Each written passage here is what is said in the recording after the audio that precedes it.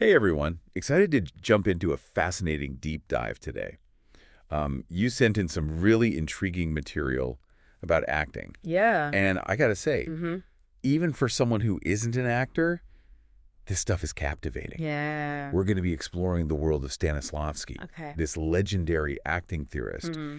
and really unpack how his techniques can make a performance truly unforgettable. It's so interesting how he Right. focuses on that internal world of the actor. Yeah. You know, it's not just about hitting your marks and saying your lines. Yeah. Yeah, it's about truly embodying the character. Exactly. He talks about this idea of experiencing the role versus just representing it. Right. So what exactly is the difference Mhm. and why is it so crucial? Imagine watching an actor who's simply going through the motions. Oh, yeah. They might have, like, perfect diction, Mhm. elegant movements, Uh-huh. but something feels off. Yeah. And that's representing, Right. Uh-huh. experiencing, on the other hand, is all about genuinely feeling and embodying the character's emotions, Mhm. motivations, even their backstory. So even if an actor like flawlessly mimics emotions, Exactly. the audience can kind of sense that lack of depth. Yes, exactly. Okay. It becomes more about showcasing technique Hmm. than revealing the character's soul. Right. Stanislavski emphasizes that even a simple action like sitting on a chair can be electrifying Oh, wow. if it's driven by the Yeah. character's inner life. Okay. I'm starting to see the distinction. Yeah. But how does an actor get to that point of true experiencing? Right. There's one concept that really jumped out at me from your sources, Yeah.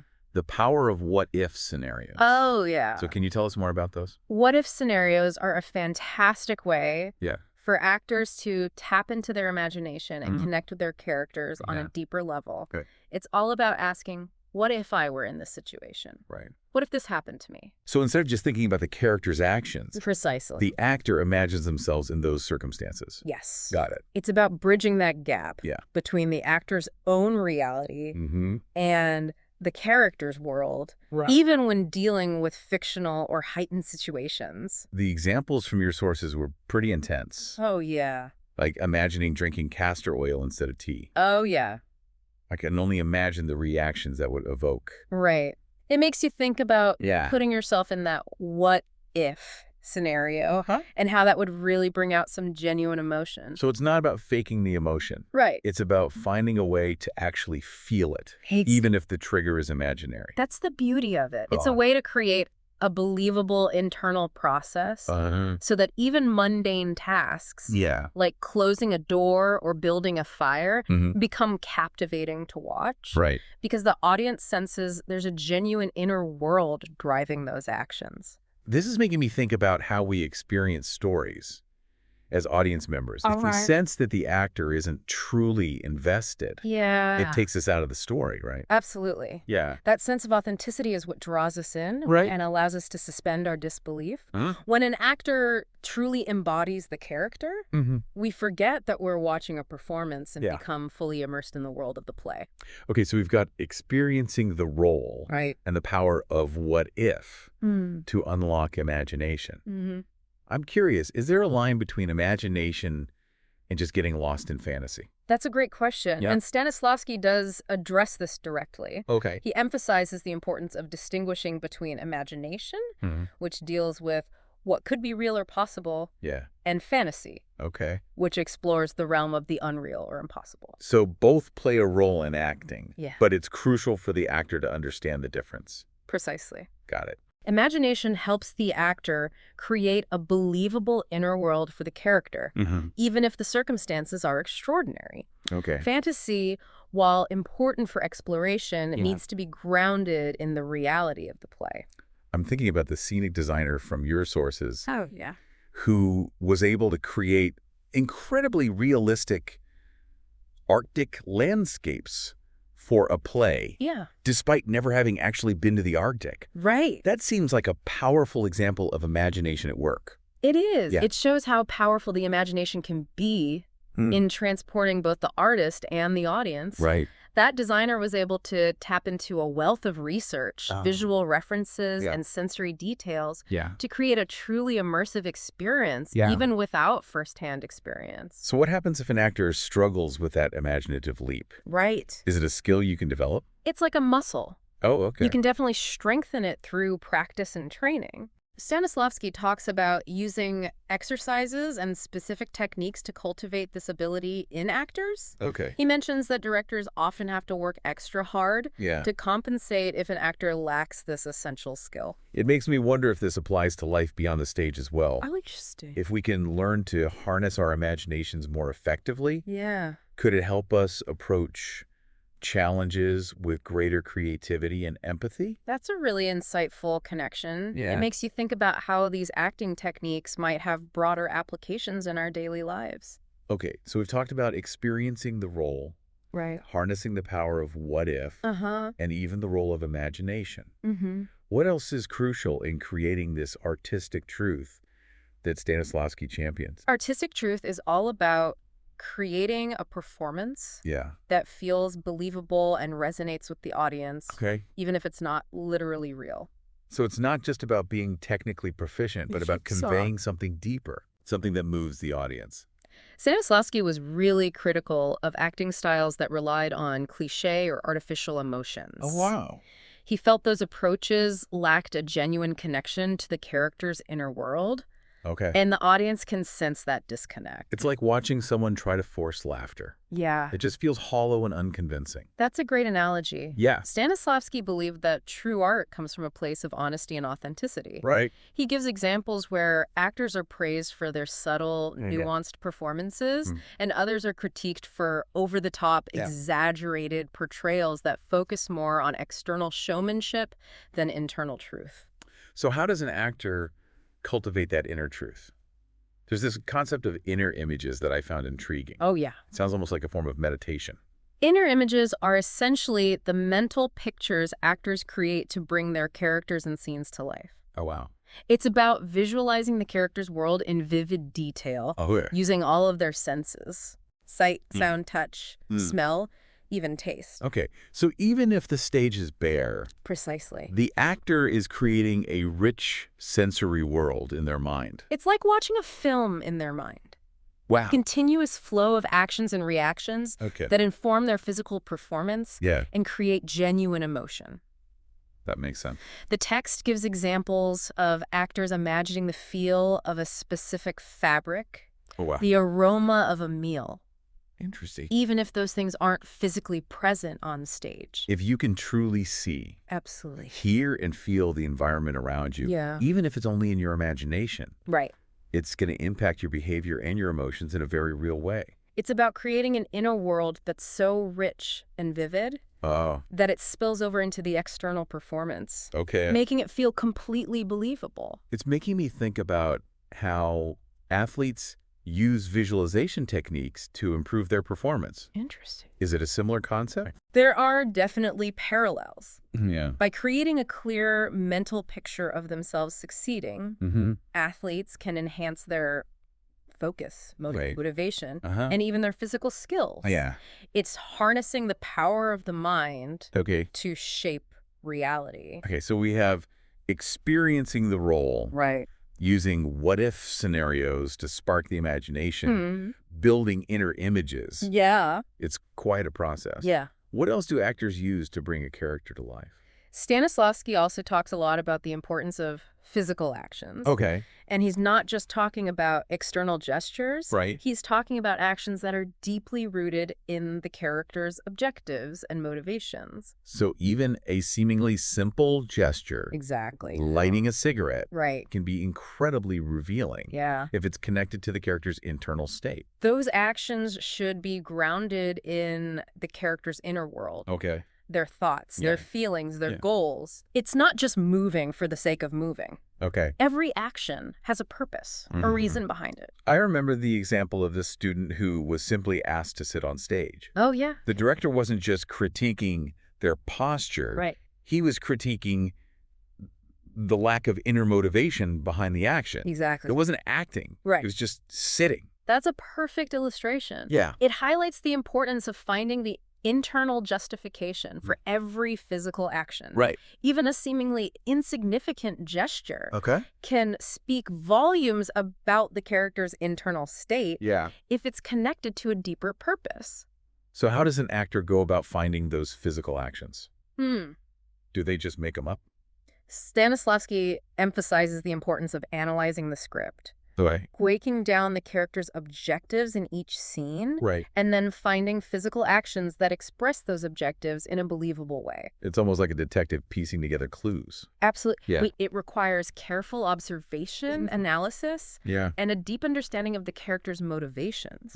It's about finding the physical manifestation of their inner life. This is all sounding pretty complex. I mean, it's not just memorizing lines and hitting your marks. It's almost like living another life. It certainly requires a lot of dedication, discipline, and a willingness to be vulnerable. Actors have to dig deep into themselves, confront their own emotions, and use them as fuel for their performances. I can see why Stanislavski emphasizes the importance of thorough preparation. You can't just show up on stage and hope to wing it. He stresses the importance of understanding the script, developing the character's backstory, exploring their motivations, and finding the physical actions that express their inner life. It's all about laying the groundwork, building the foundation for a truly believable and captivating performance. And then when they're on stage, they can let go and allow the character to take over? Ideally, yes. That's the goal. To reach a point where the actor becomes a conduit for the character, allowing them to live and breathe authentically in the moment. This idea of letting go is fascinating.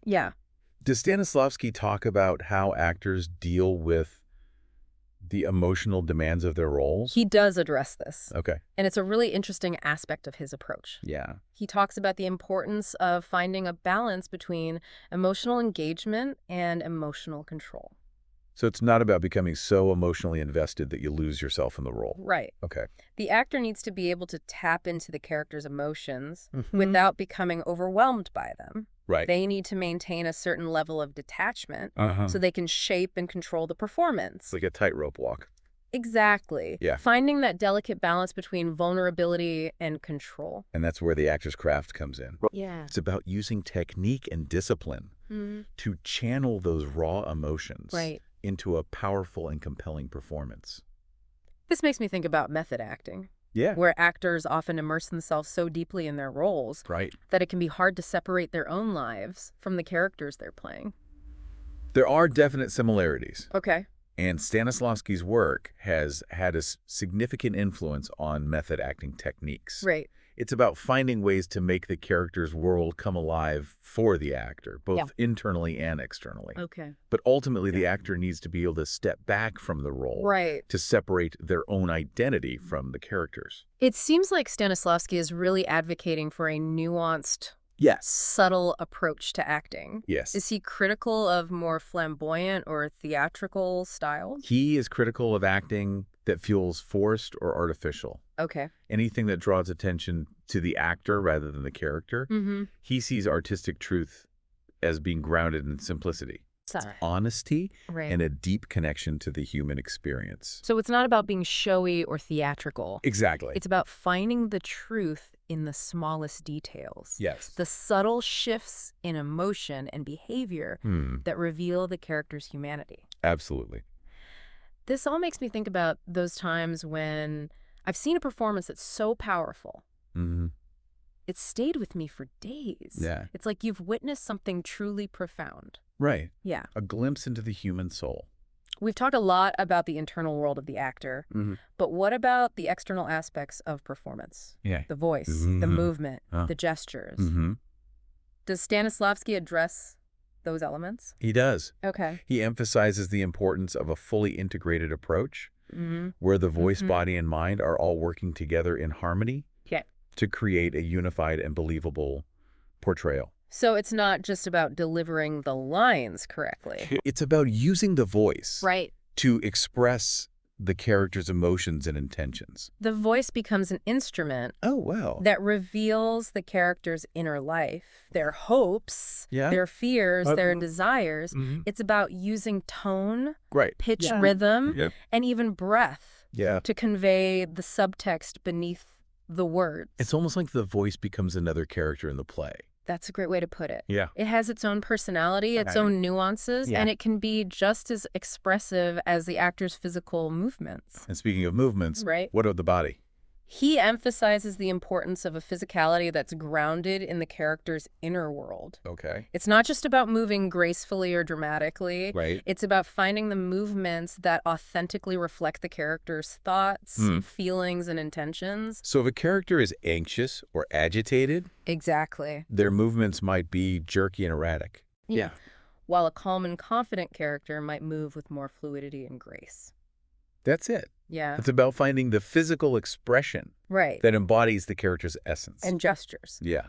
I'm curious about his thoughts on how actors should use gestures. It seems like there's a fine line between expressive gestures and ones that feel over the top or distracting. Stanislavski emphasizes the importance of gestures that are organic and purposeful. Okay. That flow naturally from the character's internal state. Right. He cautions against artificial or exaggerated movements, which he sees as a way of drawing attention to the actor rather than the character. So the gestures should be subtle, precisely, and deeply connected to the character's emotional life. They should emerge organically from the character's thoughts, feelings, and intentions, adding another layer of depth and meaning to the performance.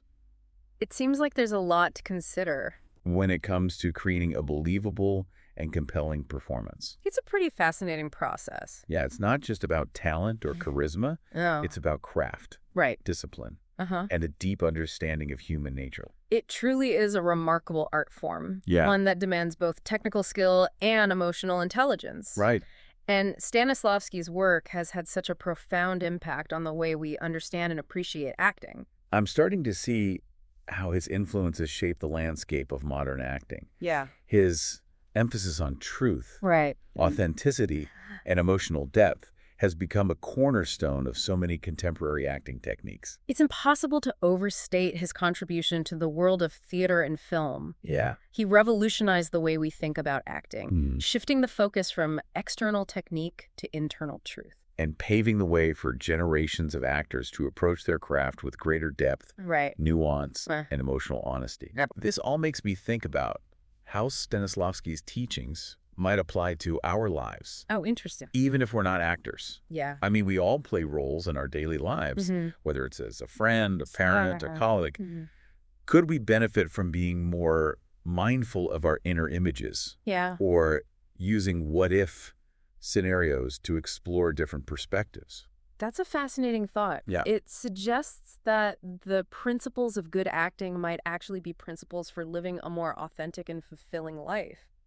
Perhaps we could all benefit from being a bit more Stanislavski in our approach to the world. Perhaps we could. Right. It's certainly food for thought. Okay, so we've covered a lot of ground here. Oh, yeah. Experiencing the power of what-if scenarios, the importance of inner images and physical actions, and even the role of sensory work and emotional control. Right. It's been quite a journey. It has. Is there anything else you'd like to add before we move on to our final thoughts? I think we've touched on the most crucial aspects of Stanislavski's approach. Okay. The emphasis on internal truth, the power of imagination, the importance of physical actions, and the need for a fully integrated performance. But perhaps the most fascinating aspect of his work is the way it blurs the lines between art and life. Yeah, you mentioned earlier how some of these acting techniques could have applications in our daily lives. Can you elaborate on that? Well, I think one of the most valuable lessons is the power of observation.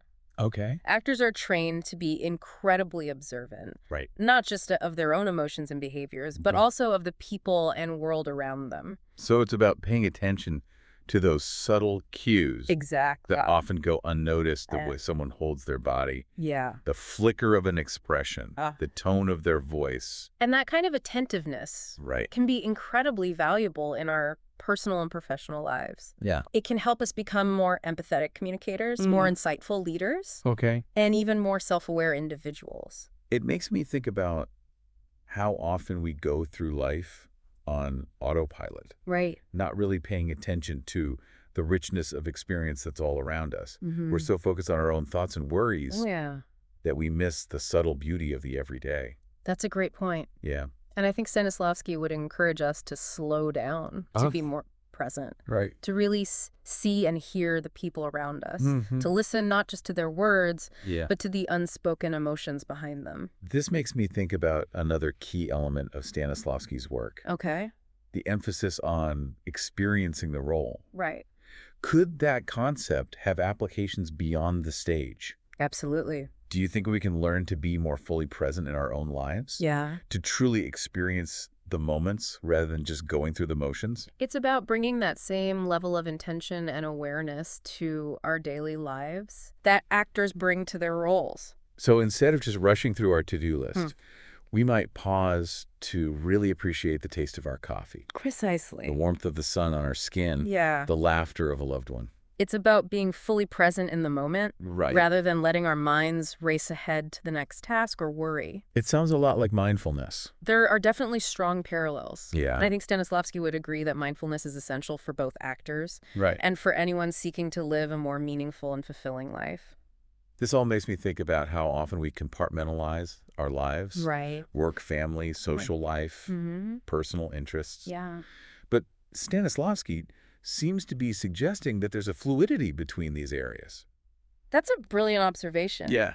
And I think it's one of the most powerful takeaways from his work. Okay. He's not just teaching us how to be better actors. Right. He's teaching us how to be more fully human. It's fascinating to consider how these seemingly disparate worlds, the world of the stage, the world of everyday life, can actually be so interconnected. And it highlights the transformative power of art, doesn't it?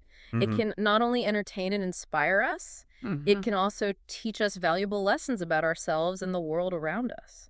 So if we were to distill Stanislavski's teachings into a few key takeaways for our listeners, what would you say are the most essential points?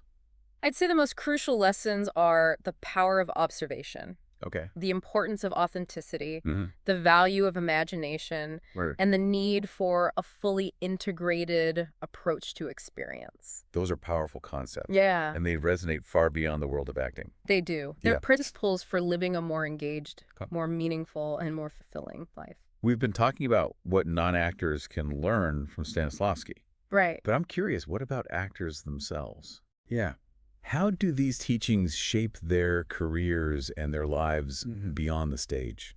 Well, for actors, Stanislavski's techniques are more than just tools for crafting a performance.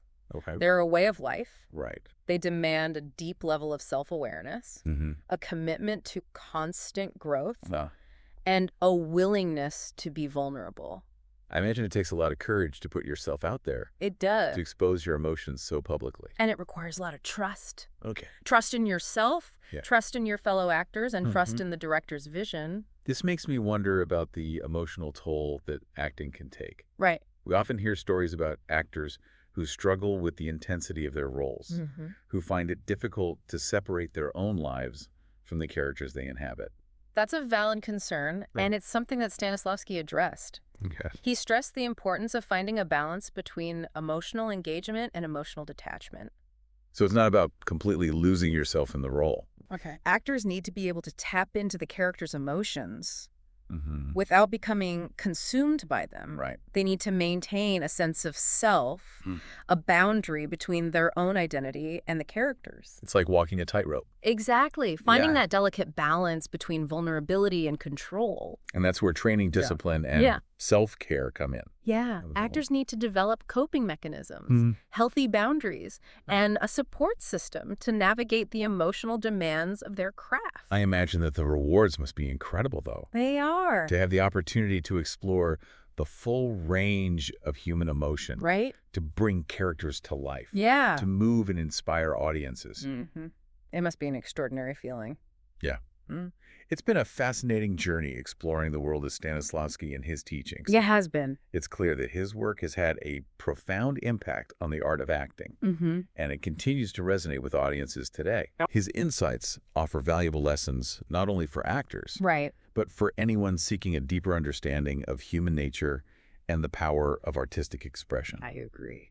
As we wrap up this deep dive, I'm struck by the idea that Stanislavski's approach is not just about technique or craft. Right. It's about a way of being in the world. That's it. It's about approaching life with curiosity, empathy, and a willingness to embrace the fullness of human experience. That's a beautiful way to put it. Yeah. And I think that's the ultimate legacy of his work. Right. To inspire us to live more authentically, more creatively, and more fully. It's been an incredible conversation. It has. And we want to leave you with one final thought to ponder. Okay. If acting is about truly experiencing the role, do you think those experiences leave a lasting impact on the actor? Oh, that's interesting. Do they change, grow, or evolve right. as they delve deeper into the lives of their characters? That's a profound question. Yeah. And it suggests that acting at its best is not just a form of entertainment, but a form of self-discovery. Oh, yeah. It's a journey of exploration, both of the character and of the actor themselves. It makes you wonder about the permeability between the actor's self and the characters they inhabit. Do those boundaries blur? It's a great question. Or are they always distinct? Yeah. And if those experiences do leave a mark, does that make actors more empathetic? It's possible. More understanding of the human condition? It could. Or could it potentially lead to a kind of emotional overload? Yeah. A blurring of their own identity? It raises so many intriguing questions about the nature of identity. Right. Empathy and the transformative power of art. Right. It suggests that acting at its core is about empathy. Okay. About stepping into the shoes of another. Right. And experiencing the world through their eyes. It's a reminder that we're all connected. Absolutely. We share a common humanity. Yeah. And that art has the power to bridge the divides between us. Beautifully said. Yeah. And perhaps that's the greatest gift that Stanislavski has given us. Thanks for joining us on this deep dive into the world of Stanislavski and the art of acting. Yeah, thanks for having me. We hope you've gained some new insights, sparked some curiosity, and maybe even discovered a newfound appreciation for the craft of these dedicated artists. Right. Until next time, keep exploring, keep questioning, and keep diving deep.